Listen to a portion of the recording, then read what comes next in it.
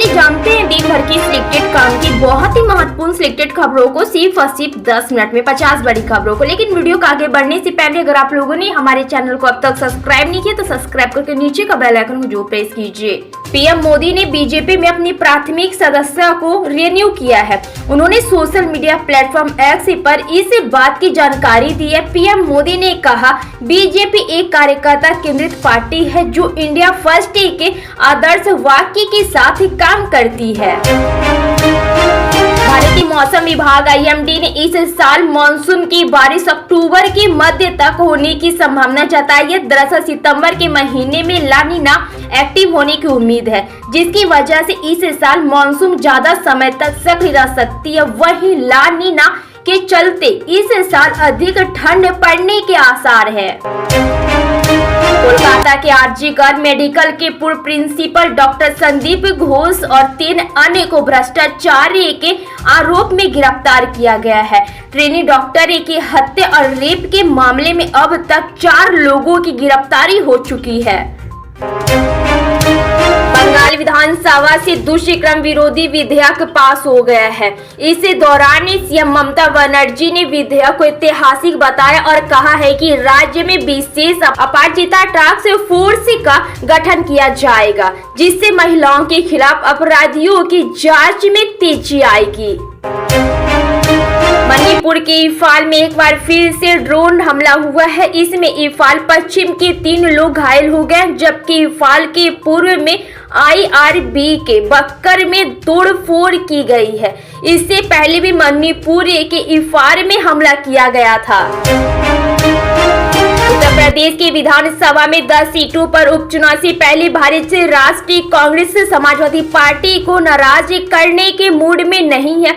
जम्मू और कश्मीर और हरियाणा विधानसभा चुनाव में दाव आजमाने की कोशिश में कांग्रेस की ओर से सपा को ऑफर मिल सकता है। सूत्रों से मिली जानकारी के अनुसार रायबरेली सांसद और नेता प्रतिपक्ष राहुल गांधी ने कांग्रेस की चुनाव समिति की बैठक में सपा को भी सीटें देने की बात कही है।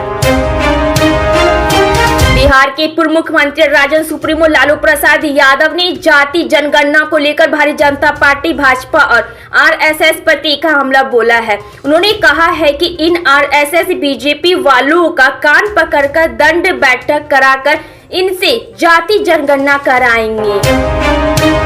बंगाल की मुख्यमंत्री ममता बनर्जी की सरकार को कोलकाता के आरजीकर अस्पताल में एक डॉक्टर के बलात्कार और हत्या के मामले में आलोचना का सामना करना पड़ रहा है। इसी बीच ममता बनर्जी ने मंगलवार को यानी कि आज राज्य की पुलिस बल का जोरदार बचाव किया है। हरियाणा विधानसभा चुनाव को लेकर कांग्रेस की केंद्रीय चुनाव समिति में शाम को अहम बैठक हुई है। इस बैठक में शामिल हुए राहुल गांधी ने पुराने दुश्मन से गठबंधन की संभावनाओं पर हरियाणा कांग्रेस के नेताओं का मन टटोलने की कोशिश की। हरियाणा के सीएम नायब सिंह सैनी ने कांग्रेस के हरियाणा मांगे हिसाब कैंपेन पर कटाक्ष करते हुए कहा है कि बीजेपी की सरकार नियमित रूप से अपने काम का लेखा जोखा देती है। हिमाचल प्रदेश की कांग्रेस सरकार गंभीर वित्तीय संकट से जूझ रही है। उसे अपने कर्मचारियों और सेवानिवृत्त कर्मचारियों को वेतन देने में भी दिक्कत आ रही है। 2023 में राज्य का कर्ज बढ़ाकर 76,651 करोड़ रुपए हो गया है, जिससे यह बाजार से लिए जाने वाले कर्ज पर काफी हद तक निर्भर हो गया है।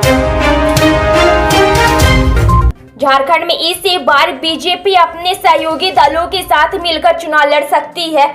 इसके लिए JDU आजसू और LJP रामविलास के साथ बैठक की जाएगी। असम के सीएम और झारखंड बीजेपी के चुनाव सह प्रभारी हेमंत बिस्वा शर्मा ने बताया है कि JDU आजसू से हम लोग अपना विचार विमर्श पूरा करेंगे।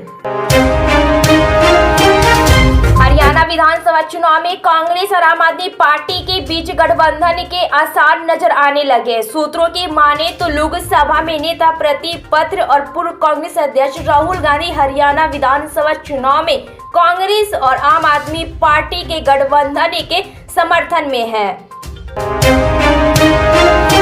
दिल्ली की राव सेवी कोर्ट ने दिल्ली शराब नीति से जुड़े सीबीआई के मामले में दिल्ली के मुख्यमंत्री अरविंद केजरीवाल के खिलाफ प्रोडक्शन वारंट जारी किया। शराब घोटाले मामले में दिल्ली की अदालत ने चार्जशीट पर संज्ञान ले लिया है। कर्नाटक के राज्यपाल थावर चंद गहलोत ने हाल ही में मुख्यमंत्री सिद्धार्थ मौर्य के खिलाफ मुकदमा चलाने की अनुमति दी है। इस पर लगातार सियासी बवाल मचा हुआ है। विपक्ष का दावा है कि सिद्धार्थ मौर्य इसे लेकर काफी चिंता में है। उत्तर प्रदेश सरकार ने अपने कर्मचारियों के लिए अपनी संपत्ति का ब्यूरो घोषित करने की समय सीमा बढ़ा दी है। इस विस्तार का उद्देश्य नियमों के अनुपालन के लिए अधिक समय प्रदान करना है।